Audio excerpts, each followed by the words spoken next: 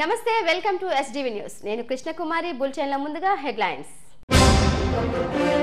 ఈ ఆర్థిక సంవత్సరంలో 3320 కోట్ల ఆదాయార్జన లక్ష్యం కావాలి గనుల శాఖ సమీక్షలో అధికారులను ఆదేశించిన సీఎం చంద్రబాబు 5 కోట్లతో సింహాచలం దేవాలయం పైకప్పు మరమ్మతుల పనులు పూర్తి పురావస్తు శాఖ డైరెక్టర్ మునిరత్నం రెడ్డి ఎమ్మెల్యే గంటా శ్రీనివాసరావుల వెల్లడి దేశానికి ఏఐ రాజధానిగా గ్రేటర్ విశాఖ ప్రాజెక్టులన్నీ సకాలంలో పూర్తి చేయాలన్న ఎంపీ శ్రీ భరత్ ఛత్తీస్గఢ్ లో మావో కేంద్ర కమిటీ సభ్యుడు ఆసన్న లొంగుబాటు ఆయుధాలను పోలీసులకు అప్పగించిన మావోయిస్టులు గనుల శాఖ ద్వారా ఈ ఆర్థిక సంవత్సరానికి 3320 కోట్ల ఆదాయాన్ని సముపార్జించాలని ముఖ్యమంత్రి చంద్రబాబు అధికారులను ఆదేశించారు ప్రభుత్వం తీసుకున్న చర్యల కారణంగా గతం కంటే 34% గనులు ఆదాయం వస్తుందని అధికారులు సీఎంకు తెలిపారు మ్యాంగనీస్ లాంటి మేజర్ ఖనిజాల ఉత్పత్తితో 72% పైగా అదనపు ఆదాయం వస్తుందని వెల్లడించారు సచివాలయంలో గనుల శాఖపై ముఖ్యమంత్రి చంద్రబాబు సమీక్షించారు రాష్ట్రంలో అమలవుతున్న ఉచిత ఇసుక విధానంపైన చర్చించారు ఈ సమీక్షలో మంత్రి కొల్లు రవీంద్ర ఆ శాఖ ఉన్నతాధికారులు ముఖేష్ కుమార్ మీనా ప్రవీణ్ కుమార్ ఆర్టీజీ అధికారులు పాల్గొన్నారు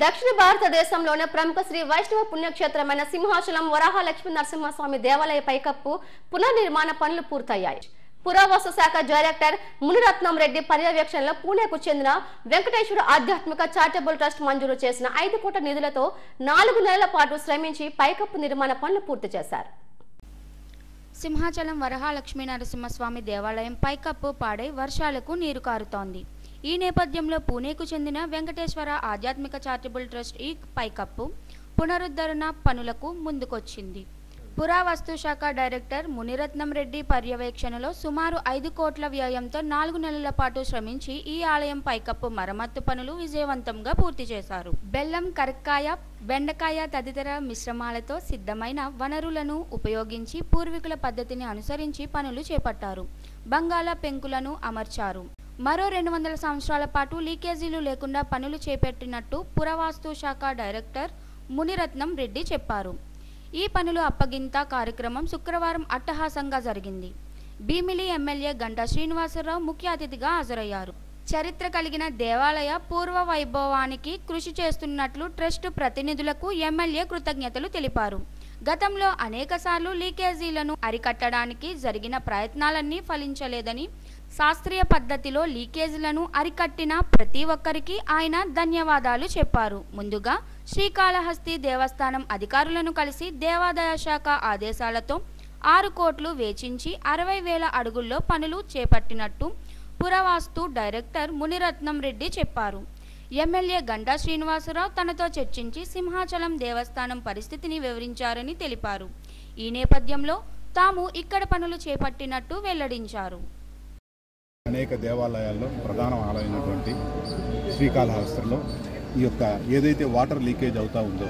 ఆ వాటర్ లీకేజ్ని ఏన్షియంట్ ప్యాటర్న్లో అంటే పల్లవులు చోళులు విజయనగర రాజులు ఒరిస్సా గజపతి రాజులు వాళ్ళు ఎలా అయితే ప్యాటర్న్లో కట్టారో ఆ రోజు అలానే ఎక్కడైతే వాటర్ లీకేజ్ అవుతుందో వాటన్నిటిని కూడా అరెస్ట్ చేయాలి అనేటువంటి ఒక ఉద్దేశంతో మనం శ్రీ వెంకటేశ్వర చారిటబుల్ ట్రస్ట్ పూనా అంటే Venky group of companies B Venkateswararao గారు అనేసి పూనాలో ఉంటారు వాళ్ళని archaeological survey of India as a director కాకుండా ఒక ఇండివిజువల్గా మన ఆంధ్రదేశంలో ఉన్న దేవాలయాలన్నింటినీ కూడా మనం పరిరక్షించాలి అనే ఉద్దేశంతో అదేవిధంగానే గవర్నమెంట్ ఆఫ్ ఆంధ్రప్రదేశ్ కూడా ఆ ఇంట్రెస్ట్ చూపించడంతో మనం కాళహస్తికి వాళ్ళని అప్రోచ్ అవ్వడం జరిగింది కాళహస్తిలో 60,000 SFTలతో సుమారుగా 6 కోట్ల రూపాయలతో వాళ్ళు వాటిని పనులు ప్రారంభించారు ఆ ప్రారంభించిన తర్వాత ఆ వచ్చిన అవుట్కమ్ చూసిన తర్వాత నేను మెసేజ్ పెడుతూనే ఉంటాను అందరు ఎమ్మెల్యేలకి ఎంపీలకి పెడుతూ ఉంటాను దాంట్లో మొదటగా రెస్పాండ్ అయినటువంటి ఎమ్మెల్యే గారు పెద్దలు శ్రీ గంటా శ్రీనివాసరావు గారు ఇమ్మీడియట్గా నాకు ఫోన్ చేసి చెప్పడం ఏంటంటే ముని మనం సింహాచలం కూడా లీకేజ్ అవుతా ఉంది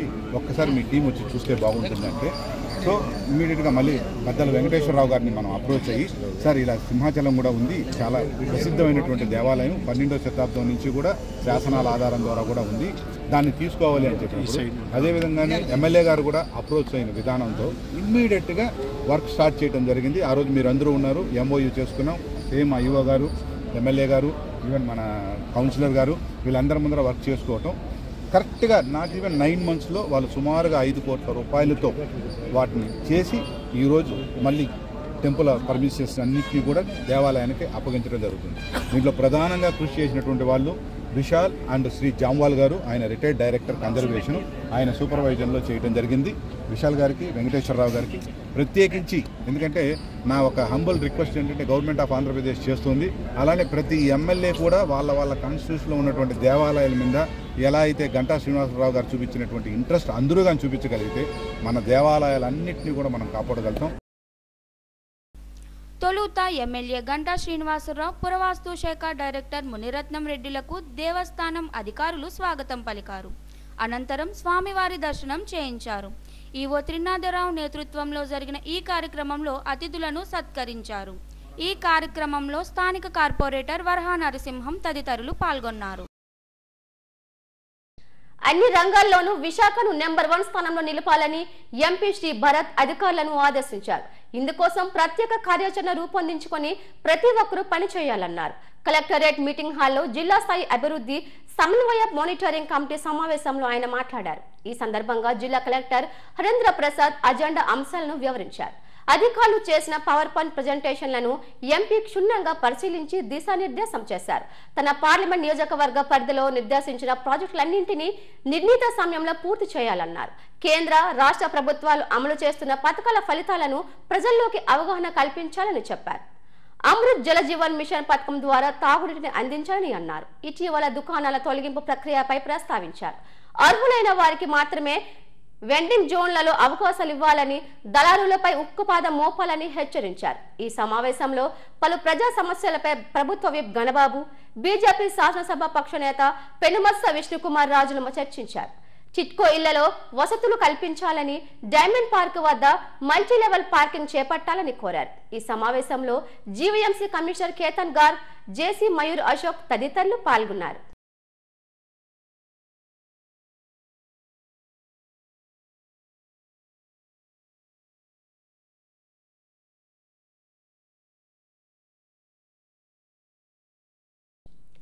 మావోయిస్టు అగ్రనేత, పార్టీ కేంద్ర కమిటీ సభ్యుడు తుక్కలపల్లి వాసుదేవరావు అలియాస్ ఆసన్న పోలీసుల ముందు లొంగిపోయారు.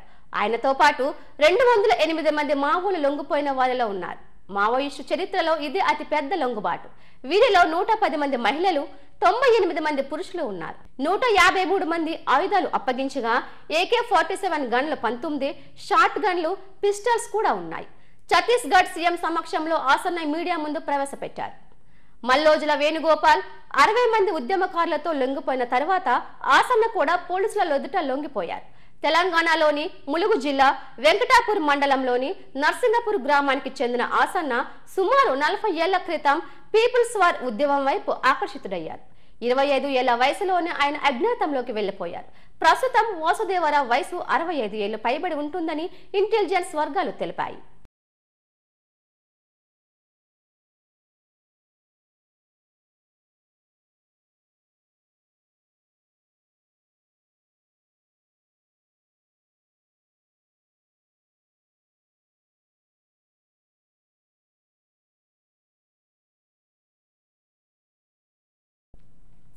డీజే సౌండ్ దాటికి ఒక గోడ కుప్ప కూలిపోయింది. ఈ ఘటనలో 7గురికి తీవ్రంగా గాయాలయ్యాయి. శ్రీకాకుళం జిల్లా నర్సనపేట మండలం భవానీపురంలో ఈ ఘటన జరిగింది. భవానీపురంలో గైరమ్మ ఉత్సవాల ముగింపు సందర్భంగా ఊరేగింపులో పెద్ద ఎత్తున డీజే ఏర్పాటు చేశారు. ఈ డీజే సౌండ్ కు గోడ కూలిపోయింది. గోడ ప్రక్కనే ఉన్న 7గురికి తీవ్రంగా గాయాలయ్యాయి. వారిని ఆసుపత్రికి తరలించారు. పోలీసులు డీజే సిస్టమ్స్ ను స్వాధీనం చేసుకుని కేసు నమోదు చేశారు.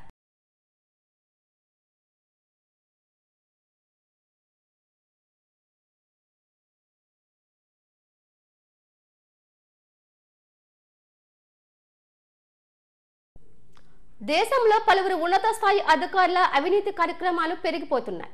మధ్యప్రదేశ్లో రిటైర్డ్ ఎక్సైజ్ అధికారి ధర్మేంద్ర సింగ్ కు లోకాయుక్త పోలీసులు షాక్ ఇచ్చారు. ఇండోర్లోని ఆయన నివాసంలో ఆదాయానికి మించిన ఆస్తుల కేసులో భాగంగా కఠిన చర్యలు తీసుకున్నారు. 2 నెలల క్రితం రిటైర్ అయిన ధర్మేంద్ర సింగ్ కు ఆయనకు చెందిన 8 ప్రాంతాల్లో దాడులు నిర్వహించారు. ఈ దాడుల్లో గుట్టలుగా కరెన్సీ, బంగారు ఆభరణాలు లభ్యం కాగా కోట్ల విలువైన ఆస్తులు, లెక్కల్లో చూపని ఆస్తులు బయటపడ్డాయి. ప్రస్తుతం ఈ వీడియో వైరల్ గా మారాయి.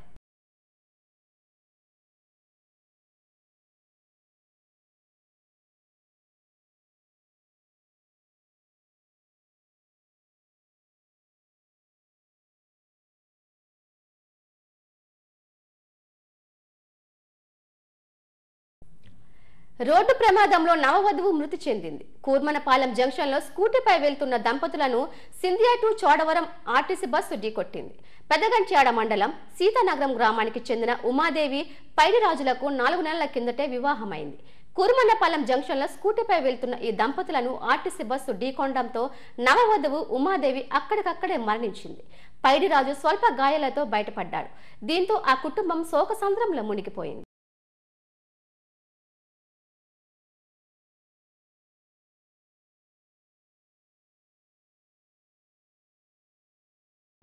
జర్నలిస్టులపై దాడులను ఖండిస్తూ జర్నలిస్టుల సంఘాలు జీవీఎంసీ గాంధీ విగ్రహం ఎదుట ధర్నా నిర్వహించాయి. పత్రికా స్వేచ్ఛను హరించే విధంగా ప్రభుత్వాలు వ్యవహరిస్తున్నాయని సంఘాల నేతలు వర్మ, రవికాంత్లు మండిపడ్డారు. పత్రికల్లో తప్పుడు వార్తలు వస్తే న్యాయస్థానాలను ఆశ్రయించాలే గాని జర్నలిస్టులపై దాడులు చేయడం, కార్యాలయాలకు వెళ్లి పోలీసులు అత్యుత్సాహాన్ని ప్రదర్శించడం సరికాదన్నారు. ఇటువంటి విధానాలను జర్నలిస్టుల సంఘాలు ముక్త కంఠంతో ఖండిస్తున్నాయని చెప్పారు. పత్రికా స్వేచ్ఛ చాలా కీలక భూమిక పోషించేటువంటి సంఘం. ఏదైతే పత్రికలో తప్పుడు వార్తలు వస్తే ప్రెస్ కౌన్సిల్ ఆఫ్ ఇండియాకి ఫిర్యాదు చేయడం అనేది ప్రజాస్వామ్యంలో ఉన్నటువంటి ప్రక్రియ. అలా కాకుండా పోలీసులు అత్యుత్సాహం చూపించి జర్నలిస్టుల మీద, సంపాదకుల మీద ఇలాంటి వేధింపు చర్యలు పాల్గొనడం సరైనది కాదు. ఎందుకంటే గతంలో అనేక ప్రభుత్వాలు పత్రికా స్వేచ్ఛను హరించే ప్రయత్నం చేశాయి. వాటన్నిటికీ సరైన సమాధానం చెప్పాయి. ఈరోజు అధికారంలో ఉన్నటువంటి పార్టీలు చేస్తున్నటువంటి పోలీసు చర్యల్ని ఖండించి బేషరతుగా కేసులు ఎత్తివేయాలి, క్షమాపణ చెప్పాలి. లేదంటే ఇది ప్రజాస్వామ్య వ్యతిరేక చర్యగా జర్నలిస్ట్ సంఘాలుగా మేము అభిప్రాయపడతాం. సాక్షి పత్రికలో వచ్చినటువంటి సరైన వార్త, తప్పుడు వార్త అనే అంశాలు న్యాయస్థానాల్లో తేల్చుకోవచ్చు. ఆ పేరుతో పోలీసులు ఇలా నోటీసులు ఇచ్చి వేధించడం అనేది సరైనది కాదని మేము తెలియజేస్తాం. Thank you. సాక్షిపై జరుగుతున్న వేధింపుల్ని విశాఖ జర్నలిస్ట్ సంఘాలుగా తీవ్రంగా ఖండిస్తున్నాం. ఒక పత్రికలో వచ్చిన వార్తలు నచ్చకపోతే లీగల్గా ప్రొసీడ్ అవ్వచ్చు, లీగల్ నోటీస్ ఇవ్వచ్చు, న్యాయస్థానంలో తేల్చుకోవచ్చు. కానీ ఈ విధంగా కార్యాలయాల్లోకి వెళ్ళి వాళ్ళని అరెస్ట్ చేయాలని ప్రయత్నించడం అనేది చాలా తీవ్రమైన అంశం. సుప్రీంకోర్టు ఆదేశాలని, ప్రెస్ కౌన్సిల్ ఆఫ్ ఇండియా గైడ్లైన్స్ని ఉల్లంఘించి ఈ రకంగా వేధింపులు పాల్పడడం అనేది తీవ్రంగా ఖండించదగ్గ విషయం. ఇటువంటి చర్యలు పునరావృతం కాకుండా ప్రభుత్వం గట్టిగా చర్యలు తీసుకోవాలని, అదేవిధంగా ఇటీవల కాలంలో జర్నలిస్టులపై దాడులు కూడా విపరీతంగా పెరిగాయి. వాటిని నివారించడానికి జర్నలిస్ట్ అటాక్స్ కమిటీ అనేది ఒకటి ఉంది. ఆ అటాక్స్ కమిటీని ప్రభుత్వం వెంటనే పునరుద్ధరించి ఆ అటాక్స్ కమిటీ ద్వారా జర్నలిస్టులకి రక్షణ కల్పించాలని, జిల్లాల వారీగా కమిటీలు నియమించి రక్షణ కల్పించాలని చెప్పి కోరుతున్నాం. ఇన్కమ్ ట్యాక్స్ డిపార్ట్మెంట్ ఆధ్వర్యంలో బీచ్ క్లీనింగ్ కార్యక్రమాన్ని పెద్ద ఎత్తున నిర్వహించారు. స్వచ్ఛతా హీ సేవ కార్యక్రమంలో భాగంగా ఆర్కే బీచ్ లో అధికారులతో సహా సిబ్బంది కూడా పాల్గొని బీచ్ పరిసరాలను శుభ్రం చేశారు. బీచ్ పరిసర ప్రాంతాల్లో పేరుకుపోయిన చెత్త చెదారాన్ని తొలగించారు. అనంతరం వాక్థాన్ నిర్వహించారు. బీచ్ క్లీనింగ్ కార్యక్రమంలో భాగంగా తమ డిపార్ట్మెంట్ ఉద్యోగులంతా పాల్గొని విజయవంతం చేయాలని నిర్వాహకులు తెలిపారు. ఈ సందర్భంగా వారిని అభినందించారు.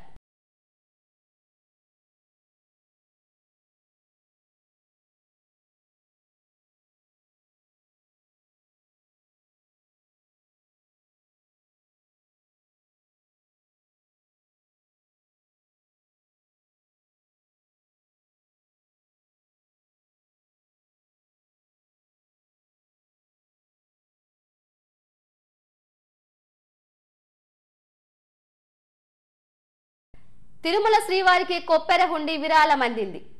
తిరుపతి సమీపంలోని కొప్పెరవాండ్లపల్లెకు చెందిన కొప్పెర సాయి సురేష్ ఈ మేరకు హుండీని ఆలయంలో పోటు పేస్కార్ మణిరత్నంకు అందించారు. రాగి, ఇత్తడితో కలిపి తయారు చేసిన ఈ హుండీ బరువు 70 కిలోలు ఉంటుందని, దీని విలువ 2.50 లక్షలు అని దాత తెలిపారు. తాము 1821వ సంవత్సరం నుంచి వంశపారపర్యంగా స్వామివారికి కొప్పెర హుండీలు సమర్పిస్తున్నట్లు చెప్పారు.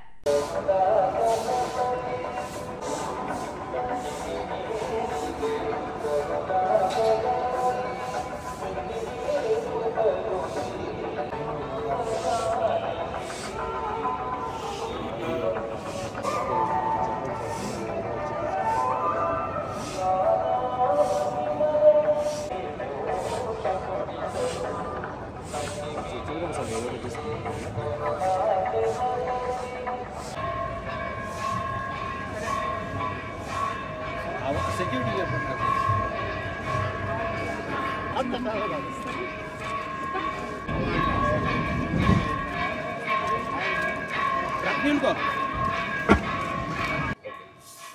నమో వెంకటేశయ్య. నా పేరు కొప్పిర సాయి సురేష్. మేము కొప్పిర వంశీయులము. కొప్పిర మొట్టమొదట పెట్టినదే మా వంశీయులే. తిరుమలేషన్కి 1821లో పెట్టారు. అదేవిధంగా 1914 వరకు ఇచ్చారు. తర్వాత 2016 నుంచి 2000 ఇప్పుడు వరకు స్టిల్ మేము ఇస్తున్నాము. మా వంశాచారము మహాలక్ష్మిని మేమే ఇవ్వాలనే ఆచారం ఉంది.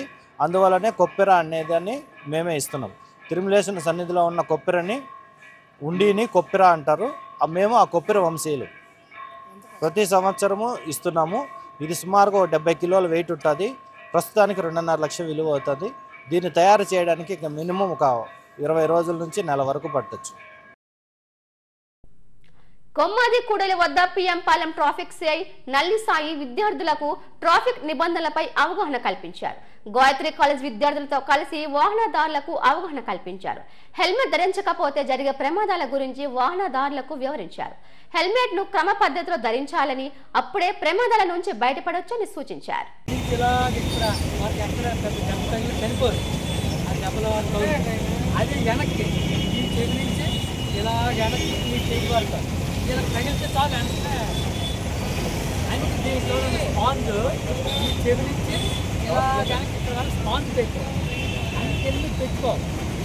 ఎప్పుడైనా అంటే యాక్సిడెంట్లు అంత మనకు ఐడియా రాదు. రోడ్డు మీద పడడం చాలా ఎత్తేసారు. ఎక్కడ దెబ్బ తగిలిన బతుకుతారు, కానీ ఎక్కడ తగిలితే మాత్రం చనిపోతారు. అందుకే హెల్మెట్ పెట్టుకోవడం ఫైన్ల గురించి వాటి గురించి కాదు. హెల్మెట్ పెట్టుకున్న వాళ్ళు అందరూ పెట్టారు. హెల్మెట్ లేనివారే. శ్రీ హరిహరాత్మజ అన్నదాన చారిటబుల్ ట్రస్ట్ కోదండ రామాలయ కమిటీ సంయుక్త ఆధ్వర్యంలో ఈ నెల 22 నుండి డిసెంబర్ 1వ తేదీ వరకు మండలకాల మహా అన్నప్రసాద వితరణ నిర్వహించనున్నట్లు ట్రస్ట్ అధ్యక్షులు కంచుమూర్తి వెంకటరమణమూర్తి తెలిపారు. వైర్లెస్ కాలనీలో కోదండ రామాలయంలో ఆయన మీడియాతో మాట్లాడారు. అయ్యప్ప అనుగ్రహంతో ఏ మాలనైనా ధరించి దీక్షలో ఉన్న భక్తులకు ఇక్కడ ప్రసాద వితరణ చేస్తామన్నారు. ఈ బృహత్తర కార్యక్రమాన్ని విశాఖలోని ఆధ్యాత్మిక మహాశైలు అయ్యప్ప భక్తులు సహాయ సహకారాలు అందించాలని కోరారు. ఈ సమావేశంలో కమిటీ అధ్యక్షులు కోటేశ్వరరావు, ట్రస్ట్ వ్యవస్థాపకులు గురుస్వామి కడగల శ్రీను, ఆలయ అధ్యక్ష కార్యదర్శులు సుబ్రహ్మణ్యం, శ్రీనివాస్ తదితరులు పాల్గొన్నారు. హరిహరాత్మజ అన్నదాన చారిటబుల్ ట్రస్ట్ మరియు కోదండ రామాలయం ఆవరణలో ఈ సంవత్సరం 2025 రేపు 22/10/25 నుంచి 1వ తారీఖు 12వ నెల వరకు ఈ యొక్క 41 రోజు మండల దీక్ష కాలంలో శ్రీ స్వామివారి అన్నప్రసాద వితరణ కార్యక్రమం నిర్వహించబడుతుంది. ఈ యొక్క కార్యక్రమంలో ఇది 8వసారి, 7 అయిపోయి 8వ సంవత్సరం మేము స్టార్ట్ చేసి. కాబట్టి ఈ యొక్క కార్యక్రమం రేపు 22వ తారీఖున మా రైల్వే సరెండర్లో మేము ఉన్నాం. కాబట్టి మా డిఆర్ఎం గారు తదితర ఆఫీసర్లు అందరూ వచ్చి ఈ యొక్క అన్నప్రసాదన స్టార్ట్ ఓపెనింగ్ చేస్తారు. కాబట్టి మీరు మీ యొక్క ప్రెస్ వాళ్ళు, పేపర్ వాళ్ళు ఈ యొక్క కార్యక్రమాన్ని అన్ని 4 పక్కల అన్ని విధాలు వెళ్ళి భక్తులు ఏ మాల ధరించిన అయ్యప్ప స్వాములే కాదు, భవానీ మాలలు, కుమారస్వామి మాలలు, కనకమహాలక్ష్మి మాలలు, శివమాల, సుబ్రహ్మణ్యం ఏ మాల వేసినా రోజు మధ్యాహ్నం 12:30 నుంచి మధ్యాహ్నం 2:30 వరకు రోజుకి 1500 నుంచి 2000 వరకు మేము పెట్టడానికి మా ట్రస్ట్ నుంచి మేము అందరం ఇచ్చేసుకున్నాం. మేము పోయిన సంవత్సరం 24లో సుమారు ఒక 55-60 వేల మందికి మేము పెట్టాం. ఈ 41 రోజు మండల దీక్షంలో అన్నప్రసాద వితరణ చేసాం 41 రోజుల్లో. అలాగే 1వ తారీఖుని భారీ ఎత్తున ఇదే ప్రాంగణంలో స్వామివారి అంబల పూజ జరుపబడుతుంది. మేము 3వ తారీఖుని ఇరుముళ్ళు కట్టుకుంటాం. 4వ తారీఖుని మేము ఇక్కడి నుంచి శబరిమలకు ప్రయాణం అవుతాం. సుమారు 150 మంది స్వాములు మేము ఇక్కడ మా పీఠంలో ఉంటున్నాం. ఈరోజు సగం మంది వేసుకున్నాం. రేపు 22వ తారీఖున మిగతా వాళ్ళందరూ మాలలు వేసుకొని 22 నుంచి ఈ అన్నప్రసాద వితరణ కార్యక్రమం జరుగుతుంది. దీనికి మాకు డిఆర్ఎం గారు, ఆఫీసర్లు, అలాగే రైల్వే ప్రొటెక్షన్ ఫోర్స్ అంటే ఆర్పిఎఫ్, అలాగే 2 టౌన్ పోలీస్ స్టేషన్ వారు వీళ్ళందరూ సహాయ సహకారాలతో పాటు కాలనీలో ఉంటున్న రైల్వే ఎంప్లాయీస్ తాలూకా ఫ్యామిలీస్ అందరూ, అలాగే ప్రతి సంవత్సరం మాకు ఈ అన్నప్రసాదం వితరణకి ధన సాయము వస్తు రూపాన చేసిన ప్రతి ఒక్కరు కూడా ఈసారి కూడా సాయం చేస్తున్నారు. అది సాయం చేయాలని మేము మనసారా అయ్యప్పని కోరుకుంటున్నాం. అలాగే మీరు ప్రశ్నని బాగా అన్ని దగ్గర వెళ్ళి మా ఈ అన్నప్రసాదానికి అందరూ వచ్చి సహాయ సహకారాలు అందించాలని మరీ కోరుకుంటున్నాం. దాతలు మరియు కాలనీ వాసులు మాకు ఈ అన్నదాన కార్యక్రమానికి అందించినటువంటి సహాయ సహకారాలు మేము ఎప్పటికీ మరవలేనివి. అటువంటి సహాయ సహకారాలు ఈ సంవత్సరం కూడా వారు అందిస్తూ ఈ అన్నప్రసాద వితరణ కార్యక్రమంలో మేము మరింత ముందుకు వెళ్ళే విధంగా ప్రోత్సహిస్తారని ఆశిస్తున్నాం స్వామి. అదేవిధంగా అన్నప్రసాద వితరణ ముగింపోత్సవం సందర్భంగా 1/12/2025 సాయంత్రం మహా అంబలపడి పూజ కార్యక్రమం జరుగుతుంది స్వామి. నెక్స్ట్ ఈ అన్నప్రసాద వితరణ కార్యక్రమం మన వాల్టర్ డివిజనల్ రైల్వే మేనేజర్ అయినటువంటి లలిత్ బోహ్రా గారి చేతుల మీదుగా 22/10/2025 మధ్యాహ్నం 1 గంటకి మొదలవుతుంది స్వామి. గత 7 ఏళ్లుగా ఏ విధంగా మాకు సహాయ సహకారాలు అందిస్తున్నటువంటి అధికారులు, అదేవిధంగా కాలనీ వాసులు, అదేవిధంగా మీ యొక్క విరివిగా ప్రచారం చేసి మా యొక్క 7 సంవత్సరాలు కూడా మమ్మల్ని ప్రోత్సహించినటువంటి మీ మీడియా మిత్రులకు కూడా ధన్యవాదాలు చెప్పుకుంటూ, ఇదే విధంగా ఈ ఏడాది కూడా మాకు ఈ యొక్క సహాయ సహకారాలు అందుతాయని మేము ఆశిస్తూ మేము మీ ద్వారా అందరికీ తెలియజేసుకుంటున్నాం స్వామి. స్వరగల శ్రీను, శ్రీ హరిహరాత్మత అన్నదాన చారిటబుల్ ట్రస్ట్ ఫౌండైన్ స్వామి శరణు. స్కూల్ గేమ్స్ ఫెడరేషన్ ఆధ్వర్యంలో మండల స్థాయి ఆట పోటీలను గాజువాక హై స్కూల్లో ఘనంగా నిర్వహించారు. స్కూల్ హెచ్ఎం ప్రశాంత్ ఆధ్వర్యంలో నిర్వహించిన పోటీలకు 67వ వార్డ్ కార్పొరేటర్ పల్లా శ్రీనివాసరావు ముఖ్య అతిథిగా హాజరై ఆటల పోటీలను ప్రారంభించారు. చదువుతో పాటు క్రీడల్లో కూడా విద్యార్థులు రాణించాలన్నదే కూటమి ప్రభుత్వ లక్ష్యమని చెప్పారు. మండల స్థాయి నుంచి జిల్లా స్థాయికి ఎదిగి గాజువాకకు మంచి పేరు తీసుకురావాలని ఆకాంక్షించారు. అనంతరం వాలీబాల్, షటిల్, బ్యాడ్మింటన్, ఖోఖో పోటీలను ప్రారంభించారు. గేమ్స్ గాజువాక జెడ్పీ హై స్కూల్లో ఈరోజు ప్రారంభించడం జరిగింది. గాజువాక మండలం ఉన్న హై స్కూల్స్ అన్నీ కూడా, అలాగే ప్రైవేట్ స్కూల్స్ మరి ఇక్కడికి రావడం జరిగింది విద్యార్థులతో. ఆల్ ఈవెంట్స్ ఈరోజు ఇక్కడ కండక్ట్ చేస్తున్నారు. మరి దీని నుంచి ఇక్కడ గెలిచిన వాళ్ళకి డిస్ట్రిక్ట్, స్టేట్, డివిజనల్ వెళ్తారని చెప్పి ఇప్పుడు చెప్పడం జరిగింది. మరి స్పోర్ట్స్ మీద ప్రభుత్వం కూడా బాగా మంచి ఎంకరేజ్మెంట్ చేస్తుంది. అలాగే పిల్లల్లో కూడా చాలా ఉత్సాహం ఉంది. తల్లిదండ్రులు కూడా ప్రోత్సహిస్తున్నారు మధ్యకాలంలో. మనకి గతంలో కన్నా ఈరోజు అన్నీ కూడా స్కూల్స్ కానివ్వండి, గేమ్స్ కానివ్వండి, గ్రౌండ్స్ కానివ్వండి కొద్దిగా ఇంకా ఇంప్రూవ్ చేసుకోవాల్సిన అవసరం ఉంది. మరి విద్యార్థులకి ఏదో ఒక ఈవెంట్లో కానీ రాణించినట్టుగైతే ఆ విద్యార్థులు ఆటతో పాటు చదువులో కూడా మరి మెరుగుపరుచుకున్నందుకు అవకాశం ఉంది. దానివల్ల పేరెంట్స్ కూడా ఇంత ముందు కన్నా ఈరోజు స్కూల్ గేమ్స్ కాదు, ఏదో ఒక ఈవెంట్లో పిల్లల్ని ప్రైవేట్లో వేసి, అదే కోచింగ్ క్యాంప్స్, అకాడమీస్లో వేసి కూడా మరి క్యాంప్ ఇస్తున్నారు. ఇక్కడ ఈరోజు ఇప్పుడే నేను చూశాను, లక్ష అకాడమీ నుంచి కూడా స్టూడెంట్స్ రావడం జరిగింది షటిల్కి. అంటే ఈ మధ్యకాలంలో స్పోర్ట్స్కి ఎందుకంటే 3% రిజర్వేషన్ కూడా ఉంది. వార్తలు ముగించే ముందు ముఖ్యాంశాలు మరోసారి. ఈ ఆర్థిక సంవత్సరంలో 3,320 కోట్ల ఆదాయార్జన లక్ష్యం కావాలి. గనుల శాఖ సమీక్షలో అధికారులను ఆదేశించిన సీఎం చంద్రబాబు. 5 కోట్లతో సింహాచలం దేవాలయం పైకప్పు మరమ్మతుల పనులు పూర్తి. పురావస్తు శాఖ డైరెక్టర్ మునిరత్నం రెడ్డి, ఎమ్మెల్యే గంటా శ్రీనివాసరావుల వెల్లడి. దేశానికి ఏఐ రాజధానిగా గ్రేటర్ విశాఖ, ప్రాజెక్టులన్నీ సకాలంలో పూర్తి చేయాలన్న ఎంపీ శ్రీ భరత్. ఛత్తీస్గఢ్ లో మావో కేంద్ర కమిటీ సభ్యుడు ఆసన్న లొంగుబాటు, ఆయుధాలను పోలీసులకు అప్పగించిన మావోయిస్టులు. ఈ వార్తలు ఇంతటితో సమాప్తం. నమస్తే.